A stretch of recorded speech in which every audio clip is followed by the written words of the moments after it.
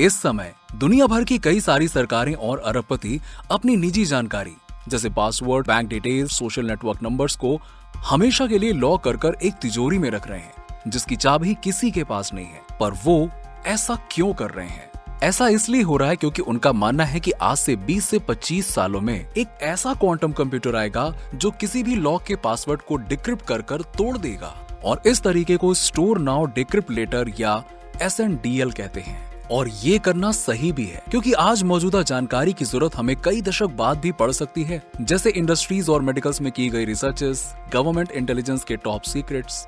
हर कोई इस खतरे को जानता है। नेशनल सिक्योरिटी एडमिनिस्ट्रेशन कहती है कि अगर एक लार्ज पावरफुल क्वांटम कंप्यूटर बनता है तो वो सभी पब्लिक डेटा को एन्क्रिप्ट करने वाले सारे एल्गोरिदम्स को तोड़ने में सक्षम होगा। In a 5 to 10 year time frame, quantum computing will break encryption as we know it today. अब भले ही उतने पावरफुल बड़े कंप्यूटर्स बनने में अभी सालों हैं, पर स्टोर नाउ डिक्रिप्ट लेटर की वजह से खतरे की घंटी अभी बजने लगी है। और यही वजह है कि यूएस पार्लियामेंट ने सारी एजेंसीज को सलाह दी है कि वो नए इंक्रिप्शन मेथड्स पर काम करें, जिसे क्वांटम कंप्यूटर से भी ना तोड़ा जा सके। हमारा अभी वाला इंक्रिप्शन सिस्टम भी कुछ बेकार नहीं है। ये पिछले 40 सालों से बहुत अच्छे से काम कर रहा है। 1970 तक अगर आप किसी को प्राइवेट मैसेज देना चाहते थे तो आपको पहले उससे फेस टू फेस मिलकर एक सीक्रेट की शेयर करनी पड़ती थी, जिसकी मदद से आने जाने वाले मैसेजेस आप दोनों के द्वारा डिक्रिप्ट किए जाते। इसे सिमेट्रिक की सिस्टम कहते हैं। जब तक की सिर्फ आप दोनों तक सीमित है, आपके मैसेजेस कोई और नहीं पढ़ सकता था। पर क्या हो अगर आप एक ऐसे इंसान को कुछ भेजना चाहते हो जिससे आप कभी मिले ही ना हो? तो ऐसे में आप किसी असुरक्षित चैनल जैसे कि फोन लाइन या मेल के माध्यम से तो की भेजेंगे नहीं, क्योंकि उसे बीच में किसी और के द्वारा पढ़ा जा सकता है।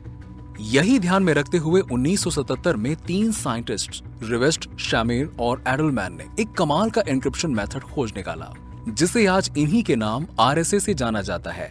ये कुछ ऐसे काम करता है जहां दोनों लोगों के पास अपने अपने बड़े प्राइम नंबर्स का सेट होता है। अब दोनों लोग उन्हें मल्टीप्लाई करते हैं, उसके बाद जो बड़ा नंबर आएगा उसे पब्लिक कर देते हैं, जिसे कोई भी देख सकता है। अब यहाँ पर इनमें से एक पर्सन दूसरे पर्सन की यूज कर अपना मैसेज लिखता है, और मैसेज ऐसे लिखा जाता है जिसे बिना प्राइम फैक्टर्स जाने बिना कोई भी डिकोड नहीं कर सकता।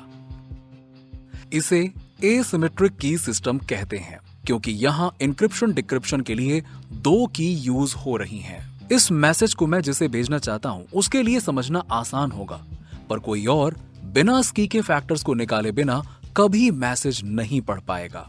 अब कोई सुपर कंप्यूटर से फैक्टर्स निकालने की कोशिश कर सकता है। जनरल नंबर सी फील्ड नाम के मेथड से ऐसा किया जा सकता है, पर अभी का मॉडर्न इंक्रिप्शन सिस्टम 313 डिजिट्स लंबे प्राइम नंबर्स का इस्तेमाल करता है। इतने लंबे 2 प्राइम नंबर्स का प्रोडक्ट करने पर इतना बड़ा नंबर आता है जिसे डिक्रिप्ट करने में सुपर कंप्यूटर्स को 1,60,00,000 साल लग जाएंगे। पर एक क्वांटम कंप्यूटर को इतना टाइम नहीं लगेगा। एक नॉर्मल कंप्यूटर में बिट दोनों में से सिर्फ एक ही स्टेट में रह सकती है, 0 या 1। तो अगर आपके पास 2 बिट्स हैं तो वो 4 तरीके से एग्जिस्ट कर सकती है, 00, 01, 10, 11। अब मान लीजिए कि हर स्टेट एक नंबर को रिप्रेजेंट कर रही है, 0, 1, 2, 3। अगर हम कोई कैलकुलेशन करना चाहें जैसे 7 की पावर इनमें से किसी भी नंबर की, तो हम एक बार में 1 की ही पावर निकाल सकते हैं। यहाँ पे 7 का स्क्वायर करने पर हमें 49 मिलेगा। क्वांटम कंप्यूटर्स क्यूबिट से बने होते हैं, इनमें भी 2 बिट्स होते हैं, 0 और 1। पर एक क्लासिक कंप्यूटर के विपरीत क्यूबिट्स पर एक ही स्टेट में रहने की पाबंदी नहीं होती। ये उन बिट्स के अलग अलग अरेंजमेंट के कॉम्बिनेशन में हो सकते हैं, 0 और 1 की। तो अगर आपके पास एक क्यूबिट है तो वो एक ही समय पर चारों स्टेट को रिप्रेजेंट कर सकती है, 0, 1, 2 और 3। अब जब हम उसी कैलकुलेशन को दोबारा करेंगे तो इस बार लिटरली सभी नंबर्स के स्क्वायर रूट एक साथ ही कैलकुलेट होंगे और हमें 4 आंसर सुपरपोजिशन स्टेट में मिल जाएंगे, 1, 7, 49 और 343। अब अगर हम एक क्यूबिट ऐड कर दें तो उससे पॉसिबल स्टेट्स डबल हो जाएंगी। 3 बिट्स के साथ हम 8 स्टेट्स पर एक साथ काम कर सकते हैं। 8 कैलकुलेशंस एक साथ की जा सकती हैं। बिट्स का नंबर 20 तक बढ़ाइए और इतने में ही 10 लाख स्टेट्स बन जाएंगे। मतलब आप एक साथ 10 लाख कैलकुलेशन कर पाओगे। बिट्स का नंबर 300 तक बढ़ाइए और आप इतने कैलकुलेशन एक साथ कर पाओगे जितने इस दुनिया में पार्टिकल्स भी नहीं है। ये बहुत ज्यादा पावरफुल लगता है, जो है भी, पर सिर्फ एक दिक्कत है, ये सारे आंसर्स सुपरपोजिशन स्टेट्स में स्टोर हैं, जिन्हें हम ऐसे ही रीड नहीं कर सकते। जब आप वैल्यू रीड करने जाओगे तो उन सारे आंसर्स में से बस एक रैंडम आंसर मिलेगा और बाकी के सारे आंसर्स लॉस्ट हो जाएंगे। तो एक क्वांटम कंप्यूटर बनाने का बस एक ही तरीका है कि आप कोई ऐसा तरीका ढूंढो जिससे इन सुपरपोजिशन स्टेट से अपने काम वाली स्टेट को निकाल सको। और ये बहुत ही मुश्किल काम है, जिसकी वजह से कई जगहों पर तो क्वांटम कंप्यूटर्स का कोई काम ही नहीं है। अभी तक हमें बस कुछ ही जगहों का पता है जहां क्वांटम कंप्यूटर्स फायदेमंद हो सकते हैं, और संयोग से यही वो इलाके हैं जहां आज की सभी पब्लिक की क्रिप्टोग्राफी की फाउंडेशंस बिछी हुई हैं। 1994 में पीटर शॉर और डॉन कॉपरस्मिथ ने पता लगाया कि हम एक क्वांटम फोरियर ट्रांसफॉर्म कैसे बना सकते हैं। ये एक नॉर्मल फोरियर सीरीज की तरह ही काम करती है, जिसे एक पीरियोडिक सिग्नल पर अप्लाई किया गया हो, इससे उन सिग्नल्स की फ्रीक्वेंसी मिल जाती है। अब ये सुनने में भले ही बोरिंग लग रहा हो, पर इस पर ध्यान दीजिए। अगर आपके पास सुपरपोजिशन स्टेट्स पीरियोडिक फॉर्म में है, मतलब उनके बीच का डिफरेंस सेम है, तब अगर हम इस पर क्वांटम फोरियर ट्रांसफॉर्म लगाते हैं तो हमें वो स्टेट्स मिल जाएंगे जिनमें सिग्नल की फ्रीक्वेंसी है। इसे हम मेजर कर सकते हैं। क्वांटम फोरियर ट्रांसफॉर्म हमें पीरियोडिक सुपरपोजिशन में से फ्रीक्वेंसी की इंफॉर्मेशन पता करने में मदद करती है, जिसकी हमें बहुत जरूरत पड़ेगी। अब सीधी बात कि क्वांटम कंप्यूटर्स कैसे इतने बड़े नंबर्स के फैक्टर्स जल्दी निकाल पाएगा, जैसा क्लासिक कंप्यूटर्स नहीं कर सकते। इसे समझाने के लिए मैं आपको पहले एक आसान सा उदाहरण दूंगा जिसमें क्वांटम कंप्यूटर का कोई काम नहीं है। फिर उसके बाद में बताऊंगा कि कैसे क्वांटम कंप्यूटर इसी मेथड का इस्तेमाल कर प्रॉब्लम कम समय में सॉल्व कर सकेंगे। मान लीजिए आपके पास एक नंबर n है जो दो प्राइम नंबर्स p और q का प्रोडक्ट है। तो अभी के लिए n को 77 मान लीजिए। अब आपके दिमाग में इसके प्राइम फैक्टर्स आ गए होंगे, पर अभी उन्हें दिमाग से मिटा दीजिए, क्योंकि बड़े प्राइम नंबर्स ऐसे ही आपके दिमाग में नहीं आएंगे। अब मैं नंबर्स के बारे में आपको एक जादुई बात बताता हूं। एक नंबर g लीजिए जो n के साथ कोई भी फैक्टर शेयर ना करता हो। जैसे ही आप g को खुद से बार बार मल्टीप्लाई करते जाएंगे, एक पॉइंट आने पर आपको n का मल्टीपल +1 मिलेगा। दूसरे शब्दों में, अब एक ऐसा एक्सपोनेंट नंबर r मिलेगा जिसकी पावर पर g n का मल्टीपल +1 देगा। चलिए ट्राई करते हैं। 77 से कोई भी छोटा नंबर लीजिए। मैं 8 ले रहा हूं। ये नंबर 77 के साथ कोई फैक्टर शेयर नहीं करता, और अगर आप एक बड़े प्राइम नंबर के साथ ऐसा कर रहे हैं तो कम ही चांसेस रहेंगे कि वो उसके साथ फैक्टर शेयर करेगा। हम 8 को मल्टीप्लाई करते जाएंगे, एक बार, दो बार, 3 बार, 4 बार करते जाइए। अब इन सभी नंबर्स को 77 से डिवाइड कीजिए। 77 किसी नंबर को काट रहा है, हमें इससे कोई मतलब नहीं है। हमें तो बस रिमाइंडर देखना है, क्योंकि इनमें से कोई ना कोई नंबर 77 द्वारा काटने पर एग्जैक्टली एक रिमाइंडर जरूर देगा। 8 को 77 से डिवाइड करने पर 0 और रिमाइंडर 8 है। 64 को 77 से डिवाइड करने पर 0 और रिमाइंडर 64 है। 512 को 77 से डिवाइड करने पर 5 और रिमाइंडर 50 है। ऐसे करते जाएंगे तो हमें ये रिमाइंडर्स मिलेंगे 43, 36, 57, 71, 29 और अंत में 1। और ये मिल गया 8 to the power of 10, n का मल्टीपल +1 है। हमें एक्सपोनेंट r मिल गया जो इस इक्वेशन को फुलफिल कर रहा है, पर इससे हमें n के फैक्टर्स कैसे मिलेंगे? इसके लिए हम 1 को दूसरी साइड ले जाएंगे, फिर हम इसे 2 टर्म्स में अलग कर सकते हैं। अब जब तक r पॉजिटिव है, हमारे पास 2 इंटीजर्स हैं जिनका प्रोडक्ट m टाइम्स n है। ये बिल्कुल p times q equals to n वाली फॉर्म बन गई है। क्योंकि p और q इस साइड मौजूद है, तो हम जानते हैं कि वो दूसरी साइड भी होना चाहिए, बस कुछ और एडिशनल मल्टीपल्स के साथ। अभी तक हमने ये किया है कि हमने g का एक रफली फैक्टर निकाला है, फिर हमने एक्सपोनेंट r को ढूंढकर उस फैक्टर को 2 नंबर्स में बदला है जो शायद n के साथ फैक्टर शेयर कर सकते हैं। क्योंकि r 10 था, तो एक साइड 8 to the power of 5 plus 1 यानी 32,769 होगा और 8 to the power of 5 minus 1 होगा 32,767। ये दोनों नंबर्स n के साथ जरूर फैक्टर शेयर करेंगे। अब उन्हें ढूंढना बाकी है, जिसके लिए हम यूक्लिड्स एल्गोरिथम यूज करेंगे। अगर आप दो नंबर्स को डिवाइड करने वाले सबसे बड़े नंबर्स को खोजना चाहते हैं, जैसे यहाँ 32,769 और 77 के साथ करना है, तो बड़े वाले नंबर्स को छोटे वाले नंबर से डिवाइड कर दीजिए।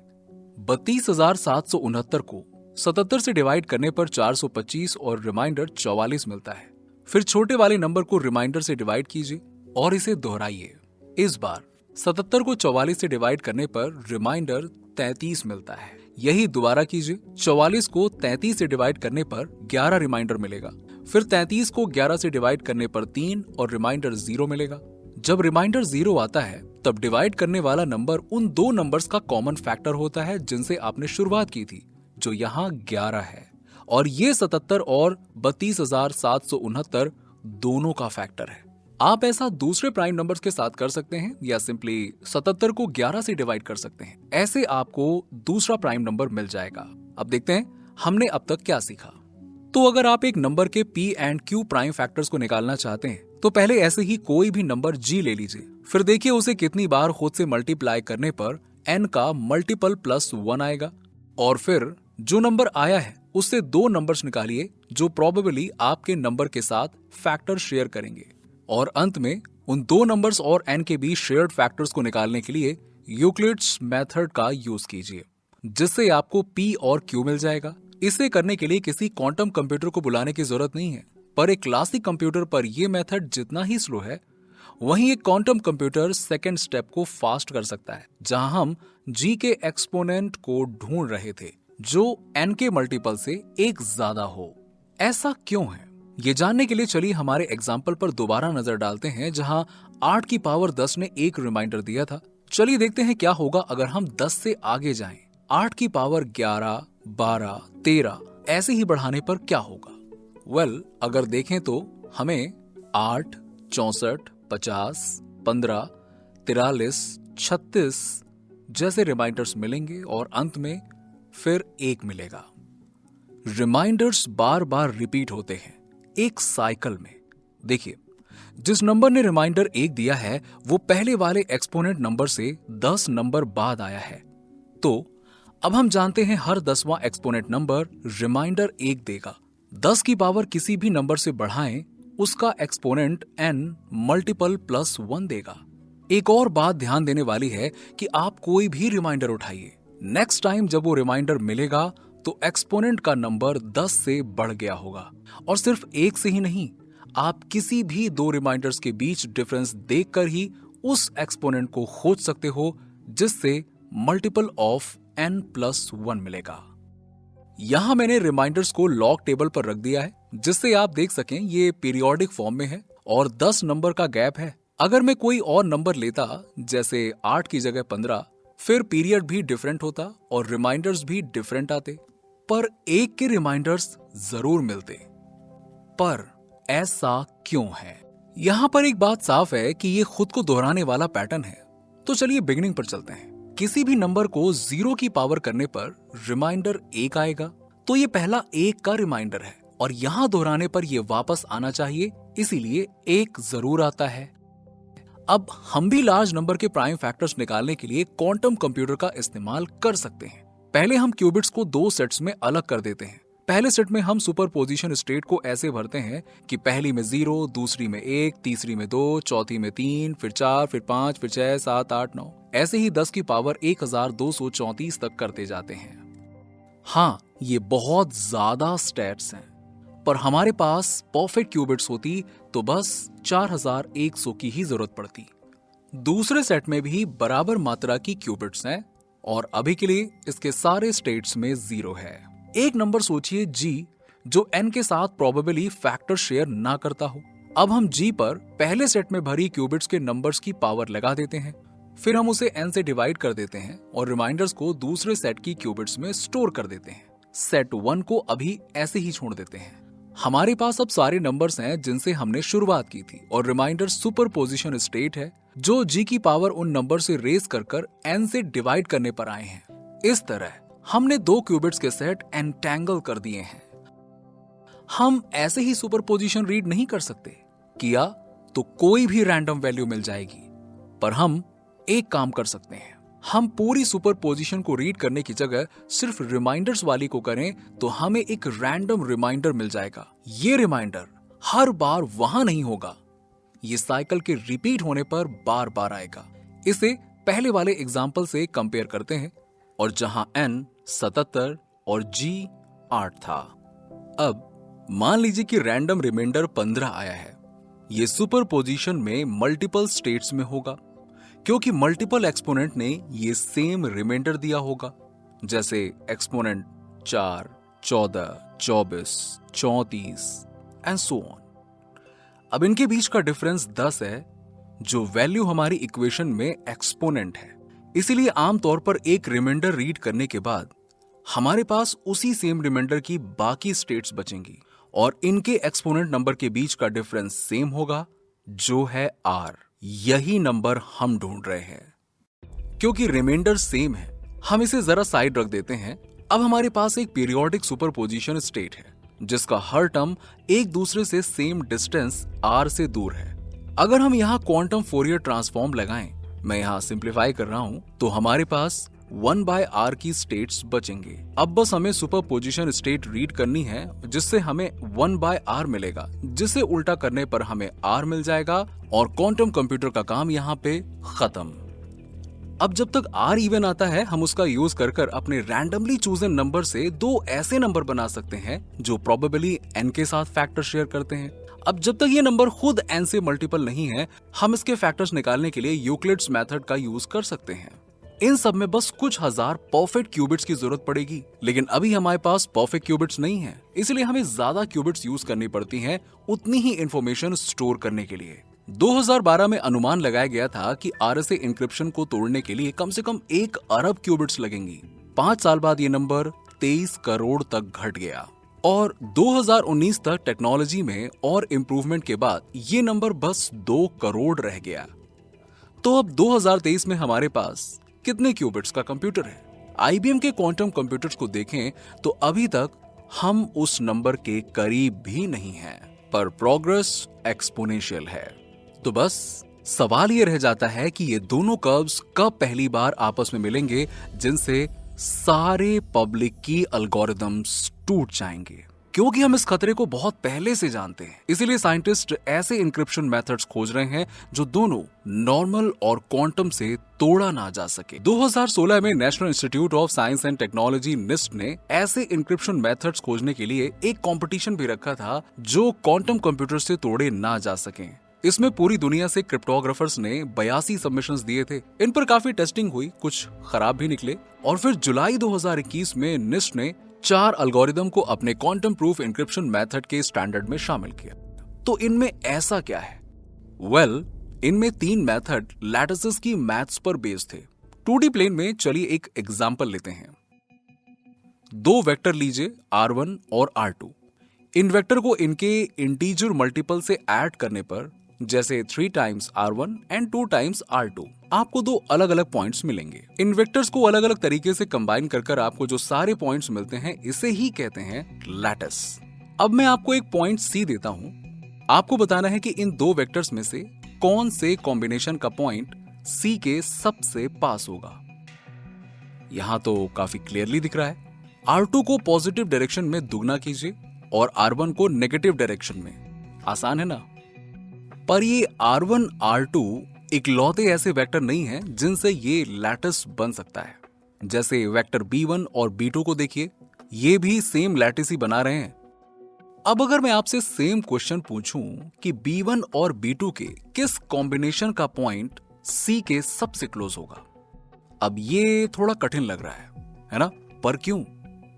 हम हर बार एक स्टेप लेने पर X या Y डायरेक्शन में आगे बढ़ते हैं, पर B वेक्टर के साथ जब भी हम राइट डायरेक्शन में एक स्टेप लेते हैं तो दूसरी डायरेक्शन में गलत चले जाते हैं। इसीलिए इनके साथ काम करना इतना मुश्किल है।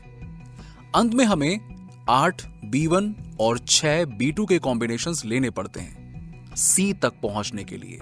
इसे हल करना पहले से काफी मुश्किल है, आई नो, पर चलिए ये तो एक आसान प्रॉब्लम थी। अगर हम इसे 3 डायमेंशंस में एक्सपेंड कर दें तो सिर चकराने लगता है, क्योंकि आपको सारे लैटिस पॉइंट नहीं दिए जाएंगे। जो वेक्टर्स लैटिस पॉइंट को बनाते हैं, आपके पास सिर्फ वो वेक्टर है। इसीलिए एक पॉइंट मिलने के बाद भी वही सबके पास है, ये जानने के लिए बाकियों को भी ढूंढना पड़ेगा। चलिए 2 डायमेंशन में एक सर्कल लेते हैं रेडियस r के साथ। सर्कल के अंदर लैटिस पॉइंट सर्कल के रेडियस स्क्वायर्ड के प्रोपोर्शनल होते हैं।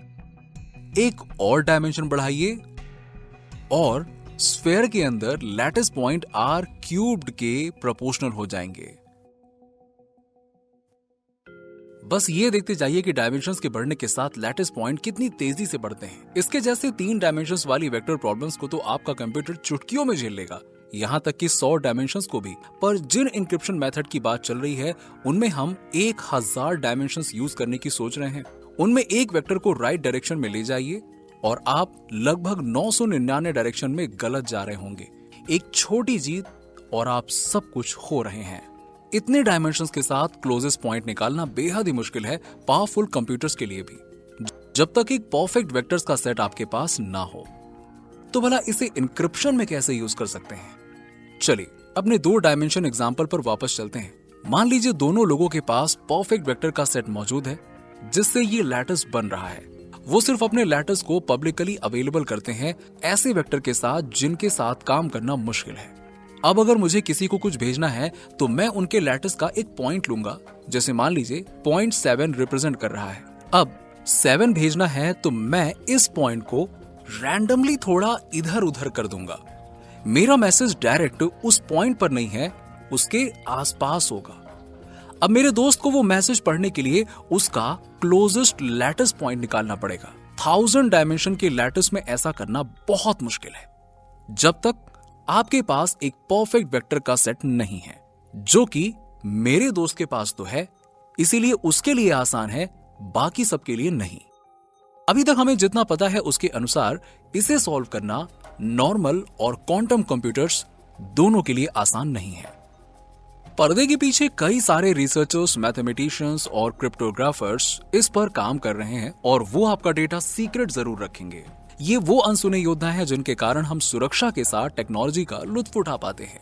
ये गवर्नमेंट सर्विलेंस से बचाते हैं, टेक्नोलॉजी की नींव को सुरक्षित रखते हैं। हमें ऐसा एहसास मिलेगा कि क्वांटम कंप्यूटर्स कभी बने ही नहीं थे।